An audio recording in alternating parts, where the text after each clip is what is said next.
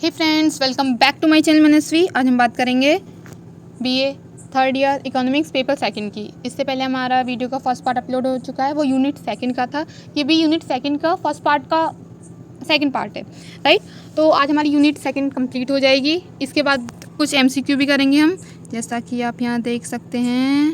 ये नीचे ये एमसीक्यू है। अगर आपको पास मॉडल है चित्रा का तो आपको एमसीक्यू की ज़रूरत नहीं है। अगर आपके पास मॉडल नहीं है तो आप मुझे कमेंट करेगा, मैं पूरे जितने भी एमसीक्यू हैं वो सारे करा दूंगी। चलिए वीडियो को स्टार्ट करते हैं। इसकी पीडीएफ आपको टेलीग्राम चैनल पे मिल जाएगी, इसकी लिंक डिस्क्रिप्शन में है। चलिए वीडियो को स्टार्ट करते हैं। इससे पहले हमने कुछ मॉडल्स कर लिए हैं पहले ही। तो हमारा आज का मॉडल है जो हम करेंगे रोजेनस्टीन रोडान का प्रबल प्रयास का सिद्धांत, क्या थ्योरी ऑफ बिग पुश करेंगे। थ्योरी ऑफ बिग पुश, ठीक है। ये किसकी है? रोडान्स की है। तो इनकी बुक है, पहले तो आप इनकी बुक का नाम ध्यान रखेंगे, economic backwardness and economic growth. Book का क्या नाम है? Economic backwardness and economic growth. इन्होंने क्या बोला है? इन्होंने बोला है, पहले हम ये सब देखते हैं फिर मैं आपको एक्सप्लेन करूँगी। जो मैंने लिखा है आप वो देखिए, जो इंपॉर्टेंट चीज़ें मैंने वो लिखी है। इन्होंने बोला है अल्प विकसित देशों में गरीबी का विषम चक्र पाया जाता है। अब मैं बताऊंगी कि विषम चक्र कैसे होता है, पहले हम देख लेते हैं। Vicious cycle of poverty are found in under developed countries. और यहाँ पर क्या होता है? यहाँ पर आय का स्तर निम्न बना रहता है। इनकम लेवल रिमेन्स लो। प्रति व्यक्ति आय को उस स्तर तक बढ़ा देना चाहिए। फिर ये बोलते हैं इसके सॉल्यूशन के लिए क्या होता है। एक तो यहाँ पे होता है कि यहाँ पर अल्पविकसित देशों में एक विषम चक्र पाया जाता है गरीबी का, और क्या होता है, इनकम लेवल लो रहता है। प्रति व्यक्ति आय वो क्या होती है, वो बहुत कम होती है। और फिर इसके सॉल्यूशन के लिए, मैं यहाँ पे सॉल्यूशन उपाय लिखना भूल गई हूँ, आप ध्यान रखिए क्या है सॉल्यूशन। इसके सॉल्यूशन के लिए ये बोलते हैं प्रति व्यक्ति आय को उस स्तर तक बढ़ा देना चाहिए जिस पर सतत विकास स्थिर किया जा सके, ठीक है। अब इसको इंग्लिश में देखते हैं। Per capita income should be increase to a level at which sustainable development can be located. तो अब सिंपल सी बात है, सबसे पहले तो हम यहाँ पे आते हैं। अब ये हो गया। अब ये विषम चक्र क्या होता है ये बोल रहे हैं रोडान जी, हमारे बोल रहे हैं। वेट, पहले मैं इसको इरेज कर दूं तभी एक्सप्लेन कर पाऊंगी। यस, तो इनका कहना है यहाँ पे रोडान जी का कि जो अल्पविकसित देश होते हैं उनमें क्या होता है, उनमें पहले तो जनसंख्या होती है कम। जब उनमें फिर हम धीरे धीरे जैसे हम निवेश करते हैं उनकी जनसंख्या पहले तो होती है कम, फिर उनकी जनसंख्या बढ़ने लगती है। यहाँ पहले यहाँ सॉरी, जनसंख्या तो पहले से भी क्या हो गया है, वेट हम दोबारा से स्टार्ट करते हैं, ठीक है। आप इसको स्किप कर दीजिएगा। हाँ, तो पहले जनसंख्या भी है पर मृत्यु दर भी उतनी हो रही है, क्योंकि हमारे पास इतने साधन नहीं है, सरकार के पास उन्होंने इतने साधन, वेलफेयर स्कीम्स वगैरह नहीं है, तो इसलिए जनसंख्या की दर भी ज़्यादा है और मृत्यु भी ज़्यादा हो रही है। बट जो सेकंड फेज़ आता है वहाँ क्या हो रहा है, वहाँ जनसंख्या की दर तो ज़्यादा है पर निवेश, वेलफेयर स्कीम धीरे धीरे प्रोग्रेस हो रही है, तो वहाँ क्या हो गया, वहाँ मृत्यु दर कम हो गई है, ठीक है। यहाँ पे क्या था, यहाँ पर कैपिटा इनकम कम थी हमारी। पर कैपिटा इनकम क्या होती है, जैसे एक व्यक्ति 2010 में 5,000 रुपये महीने कमा रहा है और 2023 में 10,000 रुपये महीने कमा रहा है, तो ये क्या है, ये पर कैपिटा इनकम है हमारे यहाँ, एक व्यक्ति कितना कमा रहा है, ठीक है। तो यहाँ पे क्या हो गया, अब ये जनसंख्या तो बढ़ रही है, ठीक है, क्योंकि यहाँ मृत्यु दर कम हो गई है। अगर हम और निवेश कर भी रहे हैं तो हमारी जनसंख्या उतनी बढ़ गई है, तो क्या हुआ, लोगों को ना पर कैपिटा इनकम लोगों की बढ़ी नहीं, क्योंकि क्या हुआ, अगर यहाँ पे 100 लोग थे, अब यहाँ पे हो गए 150 लोग, और थोड़ा जो निवेश बढ़ा वो बाकी 50 में बढ़ गया, तो पर कैपिटा इनकम इतनी कितनी है, फिर और हुआ। फिर यहाँ पे निवेश बढ़ा पर जनसंख्या कम नहीं हुई। तो वो ये बोलते हैं, रोडान ये बोलते हैं, जो ये चीज़ हो रही है ना, जो हमारी जनसंख्या कम नहीं हो रही, इसे इन्होंने विषम चक्र बोला है, ठीक है। तो अब जैसे हमारी थ्योरी का नाम है, क्या थ्योरी का ही नाम है, बिग पुश, ठीक है, एक धक्का लगाना। बिग पुश मतलब ऐसा थोड़ी ना अर्थव्यवस्था में हम लोग सब मिलकर हाथों से धक्का लगा देंगे, नहीं। तो उन्होंने ये बोला है जो ये जनसंख्या हमारी ज़्यादा है और हमारी मृत्यु दर कम है, तो ये बोलते हैं हमें निवेश की ज़रूरत है। हमें किसका धक्का लगाना है, मतलब हमें किसका पुश करना है, तो हमें निवेश का पुश करना है। और कहाँ पे करना है, पूंजीवादी अर्थव्यवस्था में। हमने बात की थी ना, द्वैतवाद में क्या होता है, एक तो जीवन निर्वाह क्षेत्र होता है, एक मार्केट होता है। तो हमें कहाँ निवेश करना है, हमें मार्केट में निवेश करना है, जिससे कि हम इस विषम चक्र से निकल सकें और एक विकसित देश की ओर अग्रसर हो सकें। बस इन्होंने ये बोला है। आई होप आपको समझ आया होगा। ओके, तो चलते हैं, बस ये हो गया इनका आगे। तो अब इनका जो इन्होंने सॉल्यूशन दिया है वो हमने देख ही लिया है कि हमें क्या है, पर कैपिटा इनकम को हमें उस लेवल तक बढ़ाना चाहिए जो हमारा सस्टेनेबल डेवलपमेंट सस्टेनेबल डेवलपमेंट मतलब जहाँ अच्छा खासा जीवन व्यापन हो सकता है, ठीक है, नॉर्मल सस्टेनेबल नॉर्मल हमारा जीवन व्यापन हो रहा है, तो वहाँ तक हमें उतना निवेश करना चाहिए। जो जैसे अभी होता है ना, बहुत लोग इतने गरीब होते हैं, उन्हें खाने पीने को भी वो अपना डेली खा पी भी नहीं पाते, तो हमें क्या करना है, इतना निवेश करना है कि उनका सस्टेनेबल डेवलपमेंट हो, राइट। बस ये इतना ही है। अब हम दूसरा मॉडल देखते हैं, हम देखते हैं हम नेल्सन्स लेवल ऑफ इक्विलिब्रियम ट्रैप, आर्थिक विकास मॉडल नेल्सन का। ये ब्लू से देखते हैं, राइट। तो इनकी बुक देखते हैं पहले, तो हम आप इनकी बुक का नाम ध्यान रखिएगा, theory of low level equilibrium trap. तो इनका रीज़न क्या है, ये रीज़न मानते हैं ये कि इनका भी सेम थ्योरी है। रीज़न क्या है, स्थिर साम्यावस्था। ये बोलते हैं पहले जनसंख्या ज़्यादा होती थी मृत्यु दर भी ज़्यादा थी, बट फिर बाद में क्या हुआ, जनसंख्या ज़्यादा हुई, मृत्यु दर कम हो गई। तो क्या है, जो हमारे इक्विलिब्रियम है, जो हमारा स्टेबल है, हमारी पर कैपिटा इनकम क्या है, स्टेबल है, बढ़ नहीं रही है, क्योंकि हम जितना ज़्यादा निवेश करते हैं, हमारी जनसंख्या उतनी ज़्यादा विकासशील देशों की, आप ये बात तो नोटिस कर रहे होंगे ना कि विकासशील देशों में हमारा इंडिया विकासशील देश है, राइट।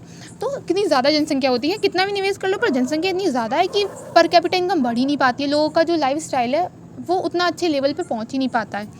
तो बस इन्होंने भी यही बोला है, तो ये रीज़न है, ठीक है, स्थिर साम्यावस्था होती है, यही रीज़न है, और इसमें कुछ ऐसा खास है नहीं। तो अब इन्होंने नेल्सन ने 4 कारण बताए हैं इसके, कि सिर्फ आप ध्यान रखिएगा, मैंने कारण नहीं लिखे हैं, बस कारण यही है कि अच्छी खेती नहीं होती है, हमारे यहाँ पूंजी व्यवस्था अच्छी नहीं है। आप बस अगर ऑप्शन आ भी गया तो आप पढ़ के समझ जाएंगे, पर ये ध्यान रखिएगा, ये आ सकता है। नेल्सन ने ये जो हमारे निम्न साम्य अवस्था होती है, इसके कितने कारण बताएं, तो इसके नेल्सन ने 4 कारण बताएं और 2 प्लस ऐड किए हैं। क्या, सांस्कृतिक जड़ता और आर्थिक जड़ता। हम इसको एक्सप्लेन नहीं करते हैं, बस आप ये ध्यान रखिएगा, क्योंकि सिर्फ इतना ही आ सकता है एक्सप्लेन, आपको लिखना थोड़ी ना है, वहाँ पे हमारा टाइम वेस्ट होगा वैसे ही। आगे चलते हैं, अब देखते हैं, ये जितना भी कंटेंट है ये मॉडल से ही लिया है, बस मैंने लिखा है, मैं आपको एक्सप्लेन कर रही हूँ, क्योंकि बुक वगैरह में बहुत ज़्यादा है, हम इतना नहीं कर सकते, और मुझे लगता नहीं है एग्ज़ाम में जिस हिसाब से मैंने MCQ देखे आएंगे, हो सकता है आ जाएँ, बट आप पहले उतना करते हैं जितना ज़रूरी है, सबसे ज़्यादा इंपॉर्टेंट टॉपिक है, राइट।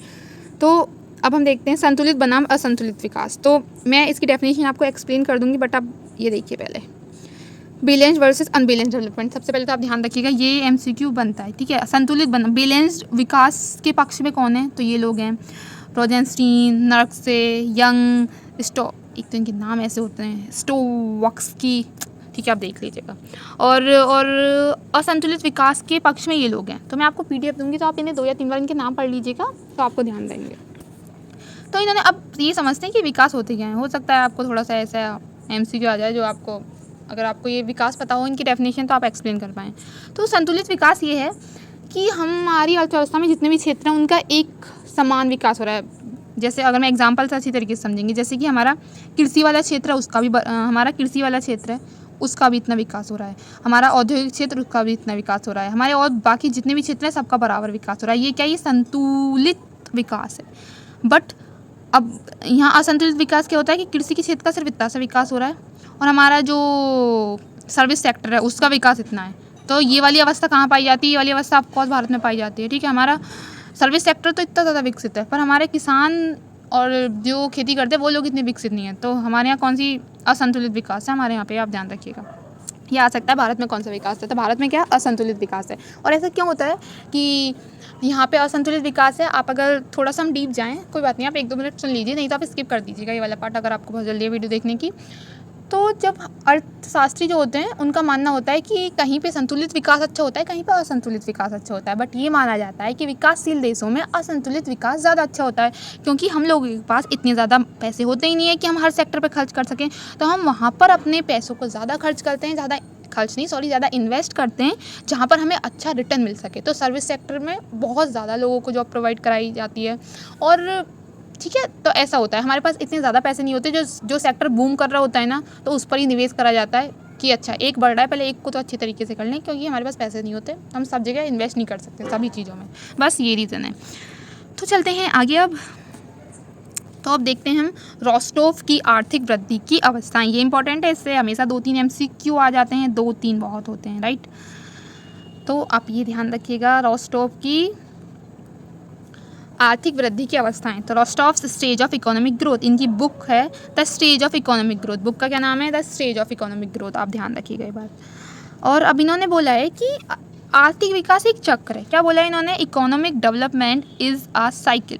और इन्होंने इस साइकिल को बताया है कि ये साइकिल जो है इकोनॉमिक डेवलपमेंट की, जो आर्थिक विकास होता है किसी भी देश में, वो 5 चरणों से होकर गुजरता है। तो आप ध्यान रखिएगा, ये बोला जा सकता है, ये पूछा जा सकता है आपको एग्जाम में कि रोस्टॉव ने आर्थिक विकास को कितने चरणों में बांटा है। तो रोस्टॉव ने आर्थिक विकास को 5 चरणों में बांटा है।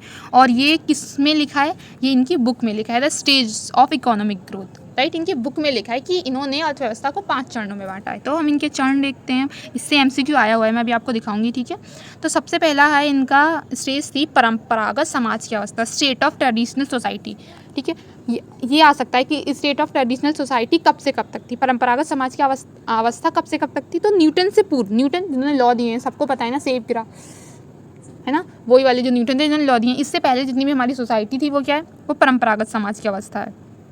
आगे देखते हैं, दूसरा हमारा है आत्मस्फूर्ति की अवस्था, पूर्व दशाएं, सेल्फ एनलाइटमेंट होता है ना, उस जो हम सेल्फ एनलाइटमेंट में आने वाले होते हैं उससे पहले की जितनी व्यवस्थाएं होती हैं वो इसमें होती हैं। उनमें क्या होता है, जो हम बहुत ज़्यादा हमारी कट्टरवादी सोच होती है, हम विज्ञान को बिल्कुल नहीं मानते, हम बस वो होते हैं, वो चीज़ें चेंज होने लगती हैं धीरे धीरे, क्योंकि हमारे क्या, हमारा साइंस, हमारी विज्ञान क्या डेवलप होने लगती है। तो वो हमारे भ्रम, बहुत सारे मिथ्स बस्ट होते हैं, टूटने लगते हैं।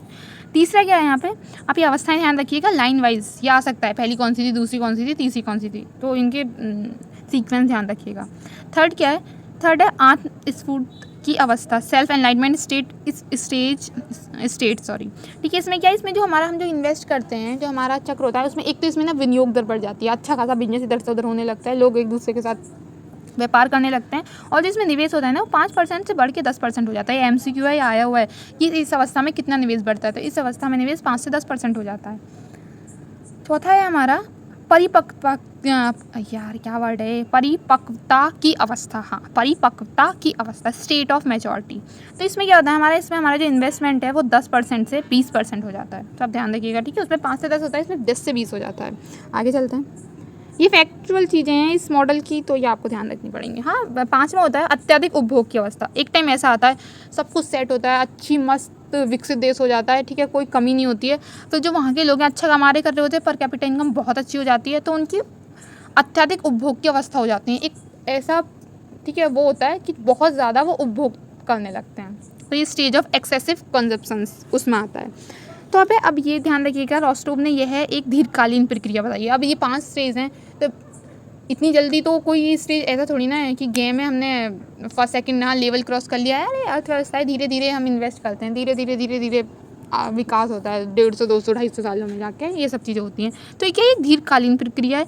ये भी एमसीक्यू आया हुआ है कि ये कौन सी प्रक्रिया है, दीर्घकालीन प्रक्रिया है। और भारत में कहाँ पर है, हम कौन सी स्टेज में हैं, ठीक है। तो रेस्टोव ने ये भी बताया कि भारत कौन सी स्टेज पर है। और ये तो इसके अनुसार, एस्टॉफ के अनुसार, मैंने आंसर लिए हैं, एरो लगाना भूल गई, ऐसे एरो लगेगा। भारत 1952 में, ठीक है, सेल्फ एनलाइटमेंट की अवस्था में प्राप्त कर चुका था। पर कुछ अर्थशास्त्री इसका विरोध करते हैं, कुछ नहीं करते हैं, पर ये आपका मेट्रोल चीज़ नहीं, क्योंकि आपको ये लिखना नहीं है, बस वहाँ एमसीक्यू में तो यही आएगा कब बताया कि रेस्टोव ने भारत कर चुका था, ठीक है, क्या एनलाइटमेंट की अवस्था पा चुका था, कब पाया था, 1952 में, 1952, क्या 1952, ध्यान रखिएगा। चलिए अब देखते हैं कुछ एमसीक्यू। सबसे पहले सेकंड पेज के देखते हैं। हाँ, ये आप छोड़ सकते हैं, अगर आपके पास मॉडल है तो आपको यहाँ से वीडियो देखने की ज़रूरत नहीं है, आप मॉडल से डायरेक्ट जाके कर सकते हैं, पर आप देखेंगे तो आपका रिवीजन हो जाएगा, बस इतना है। वीडियो को 2x या 1.5x की स्पीड से देख लीजिएगा यहाँ से। तो हमारा ये क्वेश्चन है, रोस्टोव के अनुसार परिपक्वता की अवस्था है। तो अभी हमने बात की, ये कौन सी अवस्था होती है, ये होती है दीर्घकालीन अवस्था, राइट। तो ये तो ईजी से था, हो गया। रोस्टोव की अवस्थाओं में कौन सी अवस्था सम्मिलित है, उसमें ये अवस्था भी थी, ये भी थी, ये भी थी अवस्था। हाँ, चरागाह अवस्था हमने नहीं पढ़ी उसमें, तो सिंपल यही होगा आंसर। अब आगे है, रोस्टोव ने ये समृद्धि के चरणों में, समृद्धि वही है जो हमें एनलाइटमेंट होता है, ठीक है, में परिपक्वता केवल चालन का चरण कि चालन, परिपक्वता का चरण से पहले कौन सा चरण था, इस क्वेश्चन के कहने का सिंपल मतलब ये है। तो ये चरण था, ऑप्शन ए। उत्कर्ष अवस्था चरण के बाद आता है परिपक्व वाला चरण, राइट। आगे चलते हैं, आत्मस्फूर्त काल में अर्थव्यवस्था हो जाती है, इसे स्फूर्ति बोलते हैं ना, ठीक है। अगर मैं गलत प्रोनाउंसिएशन कर रही हूँ तो सॉरी, ये वर्ड ना थोड़ा सा अजीब सा है, मेरे को हमेशा जब छोटी थी ना, जब से बोलने में दिक्कत होती है इसे, तो देख लीजिएगा आप जो भी बोलते हैं, ठीक है। तो ये अवस्था हमारी आत्मनिर्भर की अवस्था कहलाती है, हम लोग यहाँ पे आत्मनिर्भर हो जाते हैं, हमें एनलाइटमेंट हो जाती है, ठीक है। तो संतुलित विकास नीति का समर्थक, अभी हमने वहाँ याद किया था ना, तो वो समर्थक आप याद कर लीजिएगा, ये सभी इसके समर्थक हैं, वो इम्पोर्टेंट है। रोस्टोव के अनुसार आत्मस्फूर्ति की अवस्था के लिए, अब आत्मस्फूर्ति की अवस्था में क्या हुआ था, विनियोग दर 5% से बढ़कर कितनी होगी, 10%, ये भी हमने कर लिया। अब वो जितनी भी मैं थ्योरी एक्सप्लेन कर रही हूँ ना, आप वो कर लेंगे ना अच्छे से, एक दो बार वीडियो देख लेंगे, और आपके पास मॉडल है तो आप मॉडल भी करेंगे तो आपको बहुत जल्दी याद हो जाएगा मॉडल भी। तो अब ये जो हमारी अवस्था है रोस्टोव के अनुसार, इनमें से कौन सी अवस्था सामान्य उत्पादन उपभोग पर चली जाती है, तो अधिक उपभोग की अवस्था उपभोग पर चली जाती है, सिंपल बात है। या जब अर्थव्यवस्था के सभी क्षेत्रों का विकास एक साथ होता है, हमने अभी क्या बात की, अर्थव्यवस्था के सब क्षेत्रों का विकास एक साथ कब होता है, जब जहाँ पर संतुलित विकास होता है, और असंतुलित विकास में एक क्षेत्र बहुत कम रह जाता है, एक क्षेत्र का विकास बहुत ज़्यादा हो जाता है, तो संतुलित विकास में होता है। तो ये book the stage of economic growth ये 1960 में प्रकाशित हुई थी, और इस बुक में कितनी अवस्थाएं बताई गई हैं, अर्थव्यवस्था के चरणों की 5 अवस्थाएं जो हमने बात की थी। और ये बुक यहाँ पे ऐसे क्वेश्चन आया, बट ऐसे भी आ सकता है, रोस्टोव की पुस्तक का नाम लिखो। तो the stage of economic growth किस सन में आई थी, 1960 में आई थी। हमने वहाँ सन नहीं किया था, यहाँ हमें सन भी पढ़ने को मिल गया, अच्छी बात है ये तो, राइट। हाँ ये हैं, और ये एक और पेज है, ये हमने जो पहली वीडियो की थी ये ईजी है, आप पढ़ेंगे तो डुअल मॉडल की अर्थव्यवस्था हमने पढ़ी थी, डुअल मॉडल ये लुईस ने दिया था। और डुअल मॉडल में क्या होता है, एक आधुनिक क्षेत्र होता है, एक परंपरागत क्षेत्र होता है, ठीक है। द्वैतवादी सिद्धांत ये थ्योरी किसने दी, बुके ने दी, ये भी हमने पढ़ा था। परंपरागत क्षेत्र में क्या होता है, छोटे छोटे उद्योग होते हैं, हाँ कृषि वगैरह करते हैं वो लोग, छोटे और कठोर उद्योग होते हैं। सामाजिक द्वैतवाद का सिद्धांत क्या था, ये JH बुके ने दिया था। तो ये सब पढ़ा है, इसमें एक दो और MCQ होंगे, तो आप PDF में देख लीजिएगा। और अगर आपके पास ये मॉडल नहीं है तो आप बताइएगा, मैं इसमें 100 के करीब MCQ होंगे, 100 या 110, तो मैं वीडियो बना दूँगी इसको लेके भी, राइट। या वीडियो नहीं बना पाऊँगी तो मैं आपको फ़ोटो भेज दूँगी टेलीग्राम पर, आप देख लीजिएगा। आज के लिए इतना ही। अगर कोई भी डाउट है, क्वेरी है, और अगेन अगर मैंने वर्ड गलत बोला है, हो सकता है बोला हो पक्का, तो सॉरी, ठीक है। आज के लिए इतना ही।